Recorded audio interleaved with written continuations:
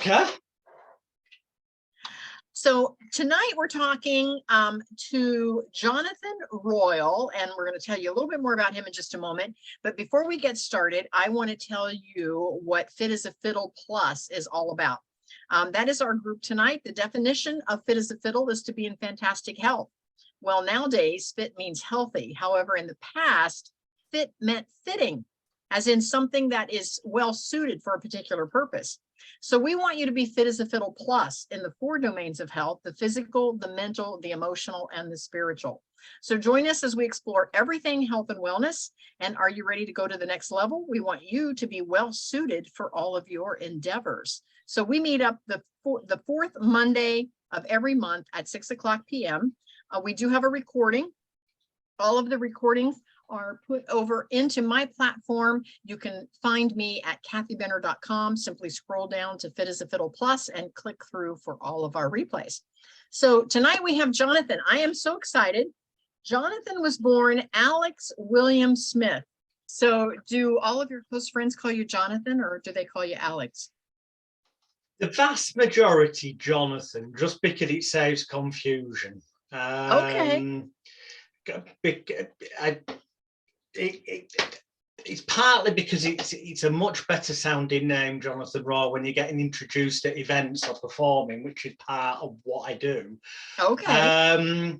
If you believe in what many might think is winky wanky, arty farty, new age tree hugging nonsense, then Jonathan Royle has a better numerological number than Alex Smith does, according to the numerology books. Okay. But it actually just looks better. It looks better on a cover than Alex Smith Okay. on a book. That's part of it. And also it's a way kind of psychologically detaching from, it was a way of drawing the line under the past as well a bit. Okay. Well, you came into show business family and you made your stage debut at age 3 and a bit as Flap the Clown on Gandy Circus. Yep. And today you're known worldwide as one of the most controversial, outspoken, and truly unique hypnotic entertainers. You first started treating people with hypnotherapy in 1989 at age 14, and you performed your first stage hypnosis shows in 1990 at age 15. Yep. And your first live hypnosis training seminar teaching fellow professionals your unique techniques took place in September of 93. So now you're in demand as a motivational and inspirational speaker. You're a success coach. You're a trainer in all areas of mind control. And in recent years, you also promoted, advised, and consulted for many other top names in the industry. Now you're a creator, developer, and pioneer of his unique approach of complete mind therapy, which can be used to treat almost any person with almost any problem. That is so interesting. Royle's Complete Mind Therapy combines the most effective elements of the tried, tested, and proven to work real-world treatment strategies. Now, perhaps your most memorable achievement was being asked by USA Today to use your complete mind therapy skills in an interview with Robert De Niro and Billy Crystal to help promote their 2002 film, Analyze That. His mind skills have been employed by organizations including McDonald's, Rathbones Bread, Hilton Hotels, and Showbiz UK. Quite an impressive bio. And we were just chatting. The way we met was through an authors group, and he is also an author. So we're going to talk about all of that tonight. So give us a little bit of your background. Well, you've done a pretty good overview there. I mean, the kit. Well, you have covered some of the real main bullet points. But I mean, when I'm asked that question, my answer normally is that, which will repeat some of what you said. Sorry about that. But yeah, I was born on the 13th of August, 1975. That's relevant because, just to put it in perspective, that makes me 48 when it comes to this August. That just makes everything else relative time-wise when I tell you about it. 3 and a bit, I was Britain's youngest paid circus clown, Flap the Clown with a big grey wig, red nose, the clown's makeup, the silly stuff. And anyone who wants to see the embarrassing photographs and videos of me at that age, they go to, there's nothing for sale where I'm going to say, by the way, it's literally just a page of photos and video links and stuff, and that's Magical Guru, magicalguru.co.uk. People can see the embarrassing pictures. But also it will show you that because some of what I'm going to say will sound batshit crazy. And in fact, it sounds stranger than fiction. So that is why I put that particular page together, so that people have got an easy way of finding independent third-party websites, newspapers, magazines, TV shows, to see that I haven't just lost the plot, and this is stuff that has actually happened in my life, because some of it's a bit bizarre, as you'll hear in a moment. Because on the circus, I was born there, so I started performing there, which is what is normal. However, still some strange things happened to me. Namely, at the age of 4, I was playing hide and seek with the other kids on the circus, and I, unbeknownst to me at the time, but I soon found out, hid under the lion tamer's caravan, and chained up underneath was a puma, as in P-U-M-A, puma, a wild cat. Which was somewhat surprised to see me crawling underneath the caravan, and as a result, it started playing with me, and I've now got scar marks down my back, on my head. My left ear was ripped off. I normally wear a hearing aid now. I've got headphones in at the minute, but my left ear was ripped off, and it's now somewhat smaller than my right ear. Had to be surgically reattached. So that was something of a traumatic experience at the age of 4. People would recognize that and go, yeah, that'd be traumatic. At the age of 5, still with Gandhi's Circus, in England, there's a tea company called Brook Bond Tea, and they have a brand of tea that you drink called PG Tips. And if people go on YouTube, because people in America probably won't have seen these adverts, but if they type in PG Tips, chimpanzee or chimp or monkey tea adverts, you'll see that in the 70s and 80s, they did these adverts where the chimps were dressed as humans and they dubbed voices on and stuff. Well, those exact chimps came on tour with the circus. And when they'd finished their act, they'd be taken back to the dressing room area with their trainer, Billy Day. And I'd be walking with my dad to get ready for our next performance. And our paths would cross 2 shows a day, 6 days a week. And every time as their paths crossed, my dad would say, "You're right, Billy," and Billy would say to my dad, "You're right, Tizzy," because he was known as Tiz the Clown. And in that very moment, that very second, that very instant, whichever was the chimpanzee nearest to me used to whack me around the side of the head. And apparently I used to say, "Dad, he's done it again." And that happened twice a day, 6 days a week. So some, you could probably, I think most would agree that that would, for a 5-year-old, go into the category of traumatic incident. Yes, yes. I've had multiple near-death experiences, been involved in road traffic accident, very close. After a show in my teenage years, a person who it turned out was deranged on drugs and alcohol and stuff, decided to attack me and a number of other people, and I was lucky to escape, but I got scarred to the side of my mouth was split open, my face. It was, I'm lucky to be here, is what I'm getting at. And those are things that people would recognize as traumatic experiences. But the thing is, just like everybody watching or listening this, and that includes the people who are sat listening to this or watching this, who are saying to themselves, "I'm so fortunate I never had any traumas in my life." Because there's some rare people out there who think that. But I've got some good news and bad news for you. The bad news is you're wrong. You may not be consciously aware of the fact, but you most definitely have had traumatic experiences in your life. You might not consciously remember them. Now, the good news, before I go into that a bit more, is that there are ways to release any negativity that may still be stored there in what I call your personal neck-top computer, your unconscious, subconscious mind, the imagination, our memory banks, as it were, which is what no doubt we'll end up talking about. But why do I say we've all had traumas? Well, I had tons of them growing up, but they're not as immediately obvious as getting your ear ripped off by a puma.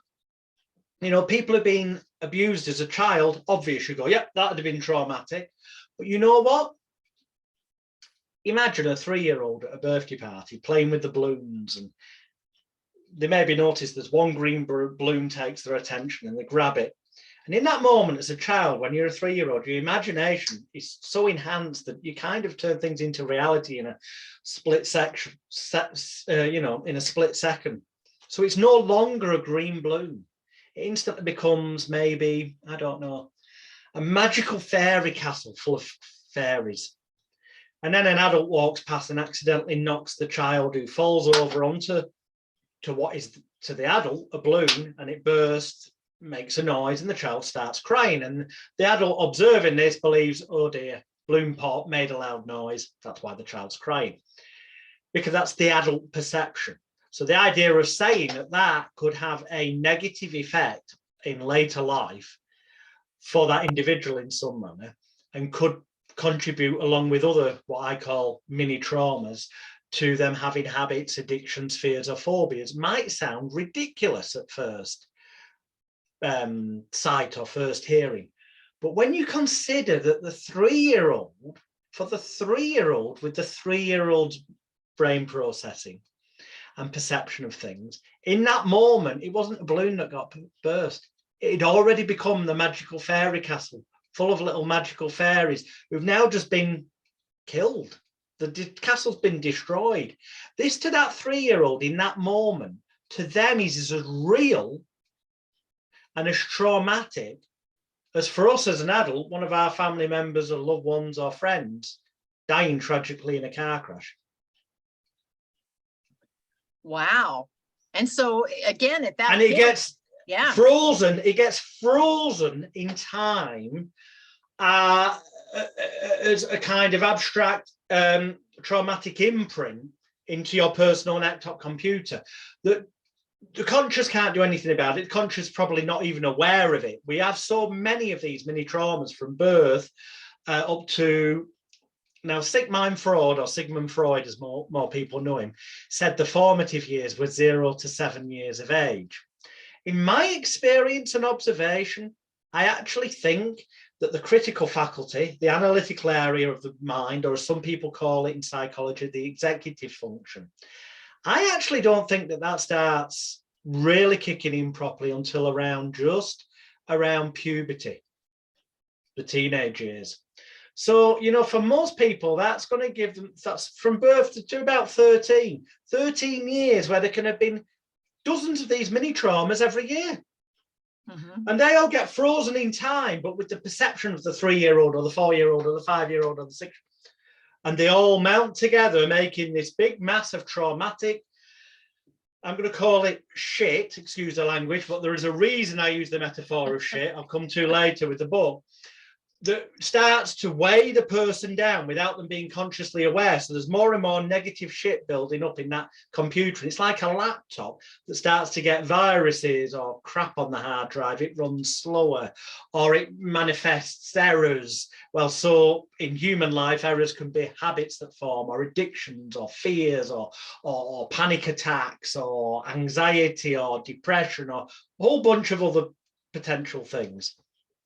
And the fact is that no amount of conscious effort, no amount of, I must stop this happening in my life, or I must make this happen, no amount of conscious effort is ever long-term consistently going to make it happen, unless you actually go through the process of deleting all the negative crap from the hard drives of your personal laptop computer, and also, for safety purposes, installing what I call metaphoric mental antivirus software in there to stop further crap getting in the future, or at least to dissipate it and give you an early warning signal so you can deal with it there and then in the moment, so it doesn't become another frozen in time traumatic thing dragging you down. And that's what, because I, coming from that circus background, I got bullied when I did go to school because I was the odd one out. This came from a circus family. I was a clown. Plus, I've got ginger hair when I let it grow. So that gave them something else to bully me over, the old ginger nuts and far more explicit insults that they come out with on a daily basis. And then in later years, physical bullying as well, that it had a really negative effect on my mental health. And what got me into these things to help other people, it was actually initially it was a search to find answers to basically sort my own head out, get over my own shit, put the negative shit behind me, and move forward without feeling bad. Because sometimes people can get over things, but they still walk around with. Some people call it baggage, but I call it, you're still carrying shit around with you, aren't you? You know, whether that's self-blame, shame, guilt, regret, fear, frustration, failure, anger, anguish, anxiety, resentment, regret, or remorse. Those are all things that we need to cut the ties from. So it can then be like a huge weight being lifted off our shoulders and a sudden sense of freedom or becoming whole again. That then, and the way to get there is through using those initials FAR again, but with a positive use. So through forgiveness, sometimes of other people, but quite often of ourselves, forgiving the 2-year-old, the 3-year-old, the 4-year-old, the 5-year-old us, who just, of course, it froze in time like that because the child didn't know any better, but there are mental processes we can run and go through that allow, metaphorically, our inner child at that age to process things now through the eyes of us as an adult so that we can let it go. So the amygdala and the brain can actually process it and let go of it. So the trauma's gone, which is incredibly important in people who've developed any form of post-traumatic stress disorder or CPTSD. You know, it's got to be processed for the amygdala to release it.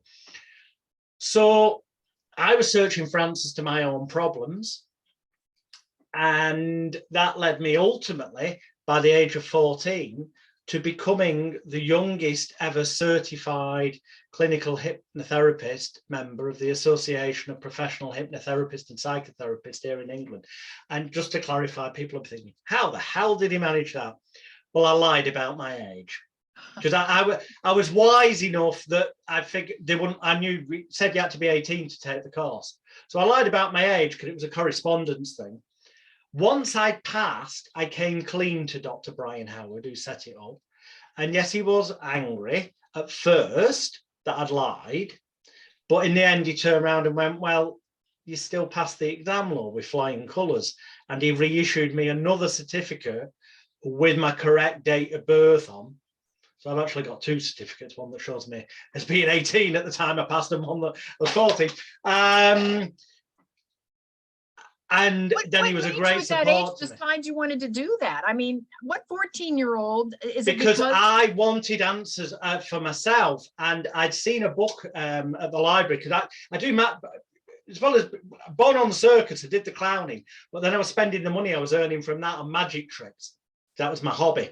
But then by the time I was before I was 10, I stopped doing the clowning because I thought that's the reason I was getting bullied. But I'd got addicted to an audience clapping. And that's almost like, it feels like love and appreciation. So I still needed to perform. And so I was doing magic shows. And where you get the books, magic books in the library, it's the sports and pastimes section in the Dewey Library decimal numbering system. It's the same worldwide. To the right-hand side of the sports and pastimes section is the self-help and popular psychology section. And one day I noticed a book with a spine that said How to Win Friends and Influence People by Dale Carnegie. And I thought, and I was about 12 at the time, and this came shortly after, I've left it a bit out, but this came shortly after things had got so bad mentally that I tried to end it all. Wow. By lying down in the middle of Queen's Park Road, the busiest main road in Haywood. And yet the bizarre thing is this road was always a nightmare to get across. But it's suddenly gone quiet, and this thought entered my head, and went and lay down in it. It was winter, fall time, where it gets darker quicker. And it seemed like forever and no traffic came, to the point that I got fed up. Now, I don't know exactly how long I was lay there. It was probably only 30 seconds or a minute, because time's relative, you know. You can bump into a friend you've not seen for years, go for a coffee, think you've been speaking for 15, 20 minutes, and then look at your watch and see it was 2 hours. And conversely, you could also, like, you know, have a job appraisal with the boss, and you think you've been in there for an hour, but you come out and it was only 5 or 6 minutes, but it's the longest 5 or 6 minutes of your life. So I don't know how long I was there. All I do know is it got to the point I got fed up and I stood up and made my way back to the sidewalk, pavement for people in England. And the moment I put my first foot on the pavement, I suddenly heard this whoosh, and I felt a massive draft, and I turned my head and I saw a massive articulated truck lorry pass by and then moored, and then cars, and it's like, yeah, well, that's the Queen's Park Road I've always known it to be. What the heck's going on here? But also in that moment, excuse the language, I shit myself, which is another inspiration and tie-in with the book. And I didn't realize at the time, other than it gave me a sense of clarity, that there must be a better way of dealing with this. But in later years, I've seen online stories from people who tried to end it all by jumping out of multi-story buildings or off the roofs of them, who survived, maybe with life-changing injuries, but they survived nonetheless. And they've all consistently said the same thing. That what pushed them to do it, the same as me at that time, that I thought there was too many problems, I couldn't handle it all. And they said similar. But they realized that when they jumped out that window and they're hurling towards the floor, that they actually only had one problem, just one. And that one problem was that they just jumped out the window and were hurling towards the floor. Kind of, it's like gives a moment of clarity. And in that moment of clarity, I thought, I've got to find a different way. And then it was like synchronicity, seeing that book, How to Win Friends and Influence People. I thought, this is it. If I read that book, if I can influence the bullies to become friends, then I stop getting bullied, then I'm going to feel better. That was my logic as a 12-year-old. Mm-hmm. Unfortunately, as good as that book is for adults, when applied with common sense, the techniques on other adults, for a 12-year-old using it on other 12-year-olds, not so good. In fact, if anything, it made matters worse. Oh, no. However, the bright side was I'd found the self-help and popular psychology section of the library. And a few weeks later, I found another book called The Power of Autosuggestion and Positive Mind Programming by a French gentleman, no longer with us. He was from the 1800s, Émile Coué. He's most famous for the personal self-affirmation of day by day, in every way, I'm getting better and better, or slight variation is day by day, in every way, I'm feeling better and better. And you're supposed to say this to yourself 15 times, which is a multiple of 3. The idea being that multiples of 3 work because the first time the conscious mind hears it and goes, nah. Then the critical faculty, analytical area, or executive function hears it and goes, nah, I'm not too certain. The third time it goes, oh, I'm fed up of this, and kind of blanks out, gets distracted. So then with repetition of the others, eventually some of it will get through to the unconscious, subconscious, personal neck-top computer. Some of it can plant like a seed, and over time, through repetition morning and night, some of this can grow to actually have you start believing in yourself more. I mean, I've since learned far more rapid, more powerful techniques than that, but this was a great starting point, and it did help. It helped increase my resilience and raise my self-esteem a bit, but it far from perfect, far from perfect. But what I did also learn in this book were 3 psychological techniques that, I think that's the start of me developing my own techniques, because I learned 3 things from that book and then combined them together. And it was kind of like, well, I've nothing to lose, because by this point on a daily basis, the bully would come up, pin me against the wall. His entourage would be there. He'd give me a lot of verbal shit. They'd be laughing, and then he'd hit me. They'd laugh again. He'd walk off, and that'd be it for that day. Well, in this book, I learned technique called the law of reversed effort, the idea that what resists persists, or as they sometimes say in NLP, that you get more of what you focus on in life. Mm-hmm. An example of this is people give themselves personal affirmations of the idea, I'm no longer going to be poor. I'm no longer going to be poor. And then they wonder why they remain poor. Well, the thing is, you think you're trying to, by saying you're not going to be poor, that's going to help you, but actually no. because you're suggesting to yourself that you could remain poor, that you currently are poor, and you get more of what you focus on. Far better would be to say day by day in every way, I continue to become richer and richer. And it's got to be said continue, because if you say I get richer and richer every day, there's going to be some days where you might not make any extra money or save any money. So your brain's going to end up going, this isn't true. And the critical factor is going to ignore that. Whereas if it's something that is believable, and then any little signpost in life can be searched out by the reticular activating system of the brain. This is like the red car syndrome. You buy a new car that's red and you hadn't seen any before, but then you bought one, you're driving around it, and everyone seems to have the same car. They were always there. It's just it became more personal to you, so your brain started to seek it out. Well, when you can seek out something positive, like signs that you are continuing to get richer and richer every day, for example, then even if you only found 1 pence on the floor or 1 cent, the executive function will go, this is true. That's a cent more than I had yesterday. This all happens in a split second. Or if it's just that somebody gives you a compliment that makes you feel better, that in itself, because richer doesn't necessarily have to mean money. So I'm getting richer and richer. It can accept any little signpost from life as being validation that actually, yes, it's true. And giving yourself these self-suggestions is working. And the more your brain believes that giving yourself positive suggestions is working, the more it actually, in turn, paradoxically, makes things more likely to work even better for you. Okay, so that was one thing it taught. Then it taught the element of the law of reversed effort, which is this is what stage hypnotists use when they get people to put their hands together and they say, imagine they're locking, gluing, welding, cementing together now. Try to separate your hands. It's that the power of the word try. So, for example, if you invite somebody to a party and they say, I'll try and get there, 9 times out of 10, they'll never show up. Whereas if they said, yeah, I'll be there, 9 times out of 10, they will.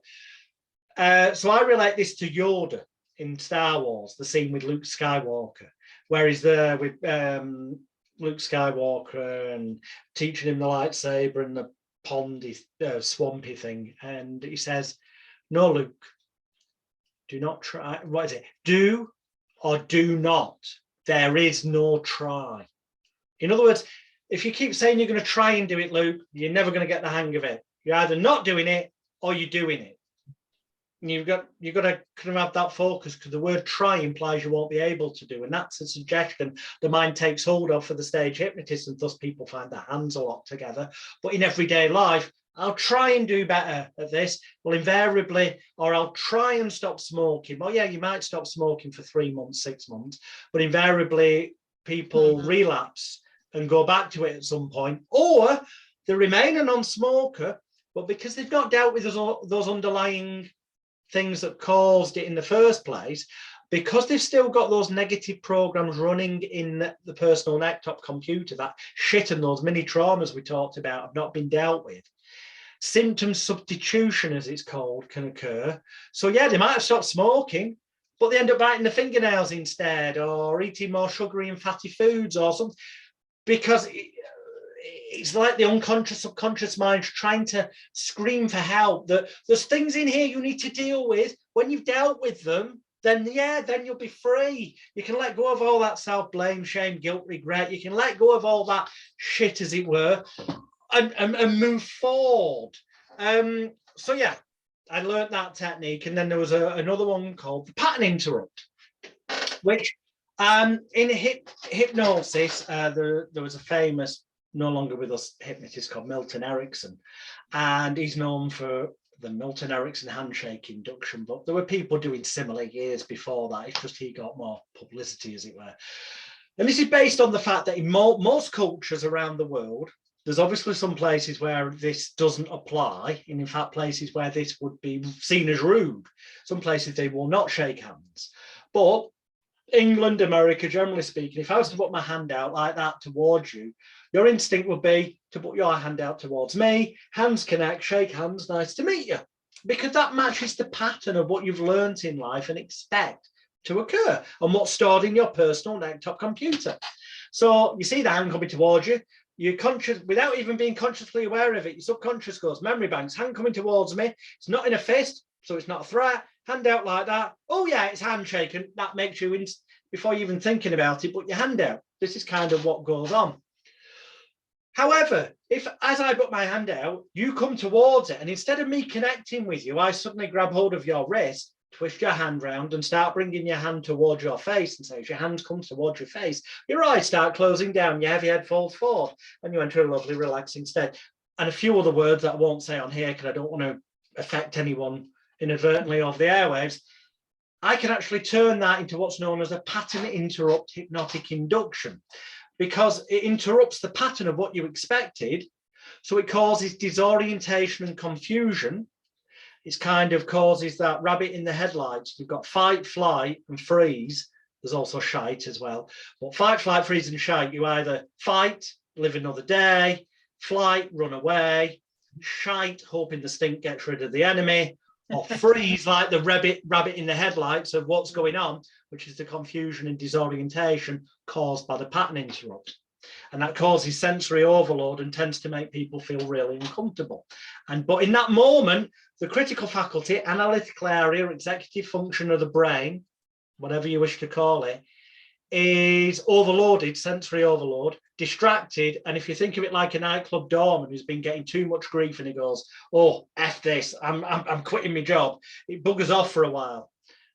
And in that moment, you can make a command or a suggestion, whichever you want to call it, and it's got no resistance and it goes directly into that personal desktop computer. So I learned these techniques and I woke up one day, and I've always had this weird way of being able to learn things and then sleep and wake up, and ideas or ways of trying adapting things have come to me while I've been asleep. And I thought, nothing to lose. So the next day at school, when the bully came up, as I saw that hand coming towards me. I think I froze again. Have I unfroze now? Yeah, we're okay. We're okay, cool. In that moment, as the hand came towards me, I thought, nothing to lose, give it a go. So before it made a full connection to my throat, I said, why don't you just forget about your effing, I obviously swore, your effing stupid comments and just effing get on with it and try and hit me. Go on, effing try and hit me. And at that moment, the hand did connect on my throat, but not as tight as normal. And it was in that moment that anyone watching the video version, it was sort of like their eyes kind of went, I'll try and do it, but it's sort of like, and a weird look like that kind of came over the face. And I thought, I think this is what the book was on about, sensory overload. I think some confusion and disorientation's coming here. And I'm using the word try. Go on, try and hit me, go on. And they're looking more confused. And then suddenly they let go of me, turned to their entourage and said, follow me, guys. And as they walked off, they just said, don't effing come near me ever again. Well, I had no intentions of doing, and I didn't. And it was that day that I learned just as words can be like weapons sometimes and really can cut deep, because whoever said, sticks and stones will break my bones, names will never hurt me, I was talking bullshit. Repetition of negativity can... It was that day I learned that words with the correct psychological structure and techniques used, mental processes, can also be life-changing, because that stopped the bullying. Now, unfortunately, fortunately then I did come across this advert for this mail order hypnotherapy course, and it said, learn to become a clinical hypnotherapist, help people overcome habits, addictions, fears, phobias, and feel better about themselves. And it was that phrase that really caught me more than anything, feel better about themselves, because by this time, these years of bullying, my self-esteem, my self-confidence and all that taken a knock. The only time when I felt truly alive or confident was on stage when an audience was applauding, you know. And I did that course, and again, from then at the age of 14, what I should have done, and I don't know why I didn't, but what I should have done is then apply the techniques I learned on that course on myself. And then what happened over the next 4 or 5 years would never have occurred. because between the ages of 14, well, it wasn't until I was maybe about 15 and a bit, but it took me until I was 19 for the real wake-up call. I did end up drinking too much, smoking cannabis, taking cocaine, and other escape things that manifested because I've not dealt with all those stored mini traumas that I spoke about. I'd not healed the metaphoric child. I'd not deleted the negative shit, got rid of it, and installed mental antivirus software. And yeah, I was practically on a daily basis doing that and guiding other people through it and helping them overcome habits, addictions, fears, phobias, and all this, that, the other. And I just woke up one day and I thought, what the hell are you doing? You're spending more money than you're earning. And I was doing really well, above average, you know, at that age, but I was spending more because I was like, whoa. I just woke up. I don't know what triggered it. I just woke up one day and thought, no, enough's enough. And I stopped those things, but I knew it wouldn't be that easy, withdrawal symptoms, blah, blah, blah. So I did what I should have done, really, back when I was 14, and used the techniques I'd learned in the hypnotherapy course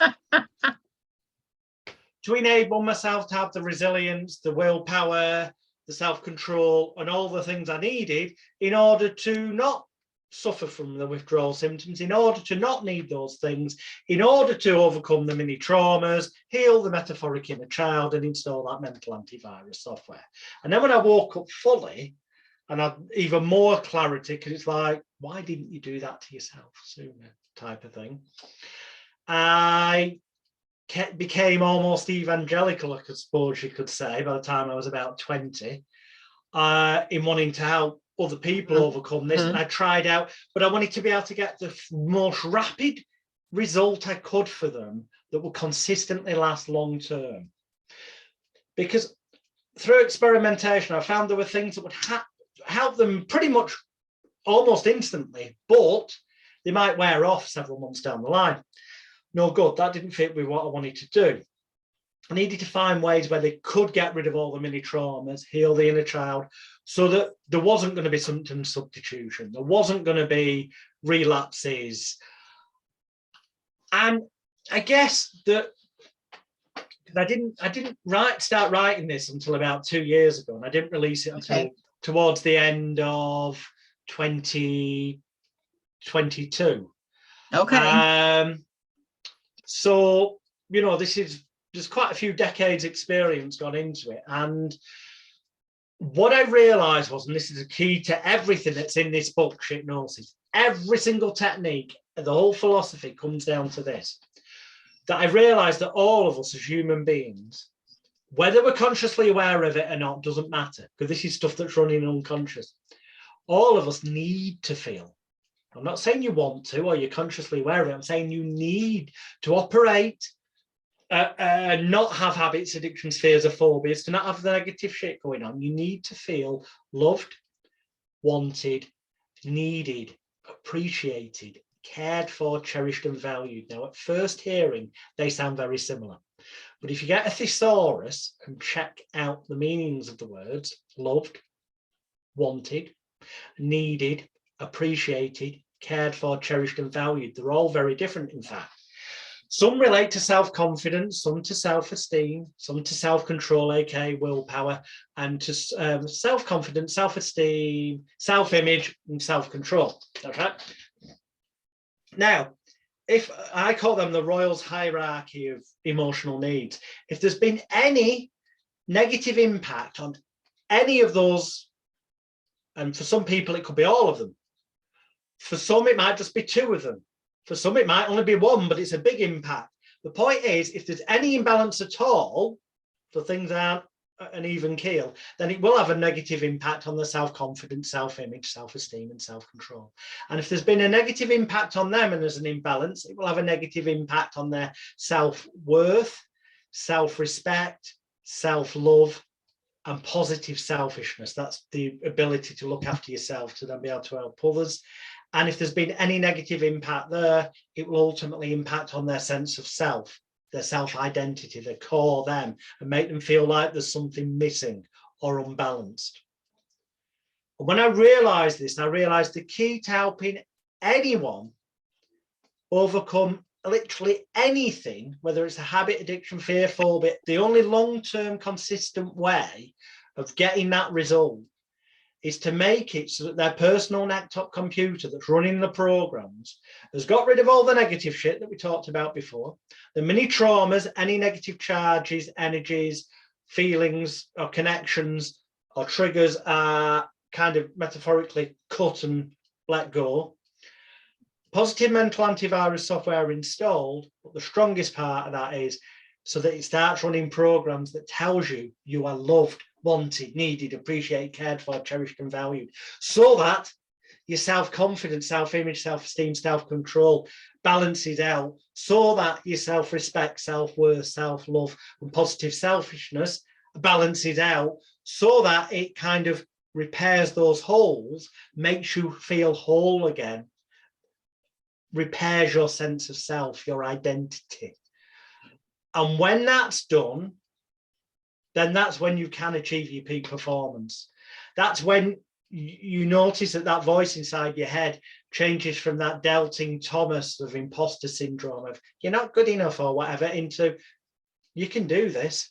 And that is the key to everything that I do with my clients. Sorry, that was a rather long way of answering how I got. No, that's wonderful. Because I'm sitting here saying, okay, I can see where this is so beneficial. And I know our listeners are going to say, wow, how do I do that? And I suppose that's my next question. How do you take your clients through whatever steps, or, you know, how do they get from here to there? How do they get from point A to point B? Well, it used to be that I'd see people one-to-one in person, and then we had the pandemic and I started doing things online via Zoom. But then I also started thinking, well, hang on a minute, and this is going to sound really weird, but I've been quite fortunate. So I don't need tons of clients. Mm-hmm. I don't need the money. But I want to help as many people as possible. And I was thinking about it, and the best way of doing this, I came up with, I thought, well, write a book. Mm-hmm. But there's a problem with books, you see. There's multi-millions, if not billions of pounds worth of self-help personal development books sold every year. And people keep buying more and more of them. Well, if they were that good, people wouldn't need to buy anymore. So I looked into it and I thought, well, actually, no, a lot of these books are crap, but a lot of them are actually good. The problem is that people don't put into action what's in the book. So that saying that knowledge is power is rubbish. The truth is applied knowledge is power. You've got to take some action. You've got to have some skin in the game, as they say. So I thought the problem is people read things and that might not be their best way of learning for them personally. Or they just think at the time that's a great idea. They don't, it's not like they've got somebody there to hold them accountable. So what I came up with was tons of these QR codes. The book is full of them. So it does teach you with diagrams, various techniques, and with words, but then it says, scan this QR code, and it takes you to a video of me demonstrating the technique, guiding you through it, talking you through it. So it's like I'm there holding your hand. So you don't feel daft learning where to tap, which meridian energy points to tap to stop yourself having an anxiety attack or panic attack, or which way to wiggle your eyes and then breathe so that you can feel calm, relaxed and confident, but also uplifted, motivated and happy rather than feeling depressed. It's like having your own personal therapist there, but without having to pay $500 an hour, because it's only 17 United States dollars or £14.70. And there's no upsell at the back of it, because there doesn't need to be, because anything else you could need is at the QR codes.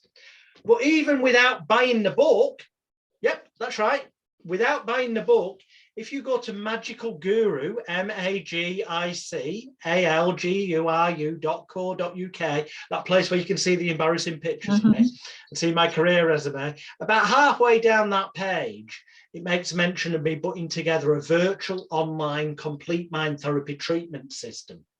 And that video is there for everyone to participate with completely free of charge.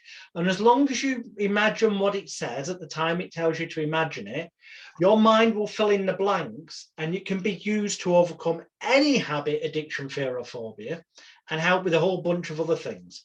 Now, the reason I say help and not totally cure is because for long-term sustainability, there are things that you might need that bit of extra support until your unconscious mind goes, you know what, I've seen enough reality, enough evidence that this has changed for the better, that I can now truly believe it.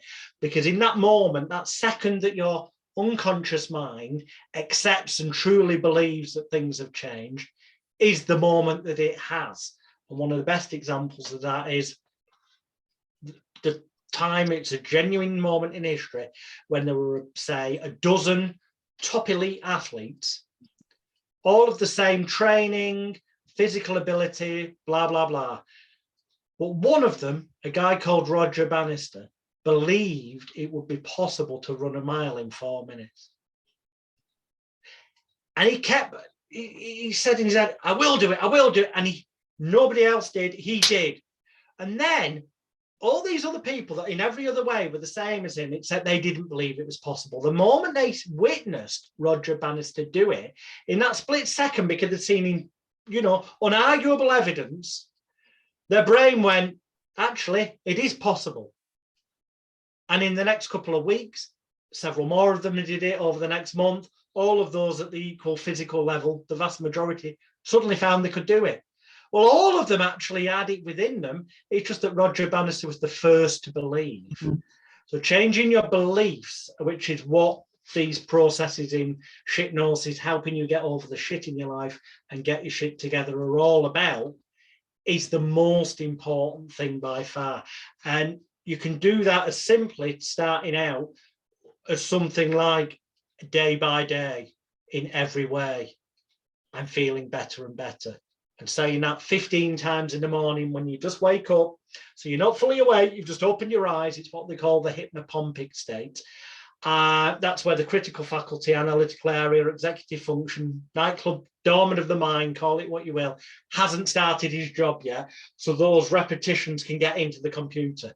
And last thing at night, just before you go to sleep, when you started yawning, you close your eyes.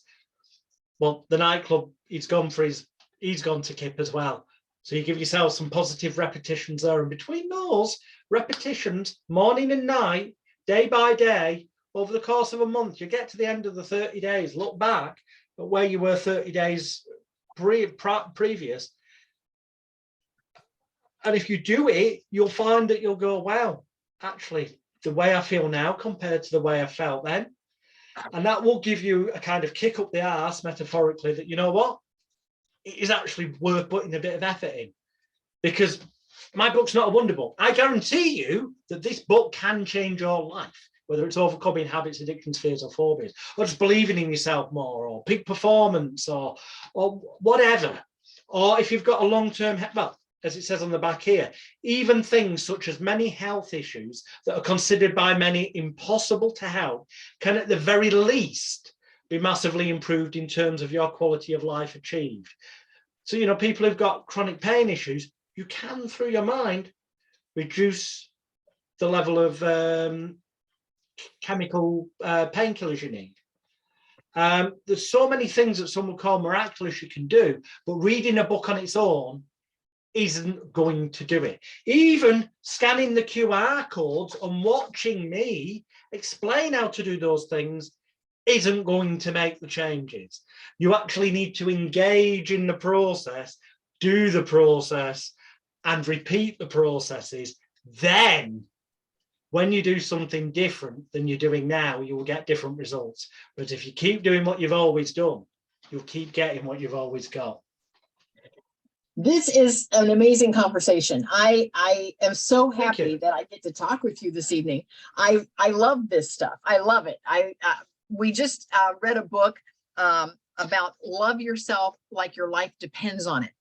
It does, but it does depend on it. That's the thing. If you if you can't love yourself, how do you expect anyone else to? Is part of it, the flippant bit. But the other thing is, the key of it, as I said, with those emotional needs and pillars, is that will cause an imbalance, and it'll have a knock-on effect on other things, that then you end up with an issue over here that doesn't seem related to this. Well, that's because this here had a knock-on effect on that, that knocked that, that caused this. And you've got to put everything back into balance to be able to get things right. Okay, so step one is buy the book. And that's the easiest one. But step two, read it. Step three, follow the QR codes. Step four, actually repeat it and put it into action. But before all of that, I'm not here. I'm not here for the sole purpose of people spending 17 bucks on this. That is why on that page, magicalguru.co.uk, there is a 90-minute free virtual interactive treatment session that people can use and learn stuff from, that they can start to use to start feeling better, even while they're waiting for the book to arrive from Amazon. Very good. Very good. I am looking to make sure that I have your actual website. It's the magicalguru.co.uk. That is the page that I've mentioned. Yeah. That's, okay. Yeah. I mean, I have other websites, but they're completely irrelevant to what we're talking about. That is the best one, because it's got a free virtual treatment session on there, and people can have a laugh at me dressed as a clown as well.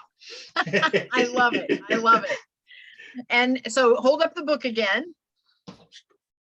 All right. Hypnosis, helping you get over the shit in your life and get your shit together, which incorporates what you can see on screen, which stands for Fully Unconscious Conditioning Knowledge Therapy, Honoring Absolute Transformation System. I love it. I love it. I love your humor. I love everything about you. Well, they say laughter's the best medicine. Unless you're diabetic, then insulin seems to work much better. But seriously, look, laughter is one of the best forms of medicine. As Dr. Patch Adams, in the film of the same name that Robin Williams played, Patch Adams is a real doctor that worked with kids, and found that he dressed up as a clown, and he found that the kids who'd been told they only had a matter of weeks or days to live would live sometimes months or years, and in some occasions miraculously go into remission, and live way longer. And he put it down to the fact that every day he did silly things to make them laugh, which releases the body's natural healing chemicals and whatnot. So this book's written in that manner. It's not for the easily offended, because there is adult humor in here. I would say it's an age 14 plus. Okay. Okay. Very good. Now, my question is, if folks want to connect with you, what is the easiest way for them to connect with you? Any social media platform, you'll find me on as Jonathan Royle. My handle, I'm told by my daughter that's what they call it, the @ thing, on all of them is Royle Hypnotist, ROYLEHYPNOTIST. The only platform where that wasn't available is YouTube, where my YouTube channel is Celebrity Hypnotist. Okay. Very good. Easy to reach, easy to connect with. I love that you were here this evening. Thank you so much for being with us. This is great. Thank you for having me on, Kathy. It's much appreciated, helping me, spread the message. Yes, I love it. And thank you for spending your evening, because I know we're quite a bit of time difference. And so now you're way after 11 o'clock, coming up on midnight, and we're only coming up to the witching hour, as they say. Yeah. It's been an absolute pleasure. Thank you. And I look forward to sharing it. And I will follow up with an email with you once our conversation is over, probably sometime tomorrow morning.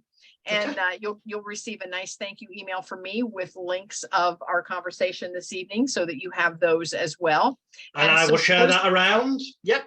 Yeah. So for those of you that are listening, please join us once a month. We're here every fourth Monday at 6 p.m. We have a different guest, and we want you to be fit as a fiddle as well. And so join us and learn how. So thank you so much for being with us.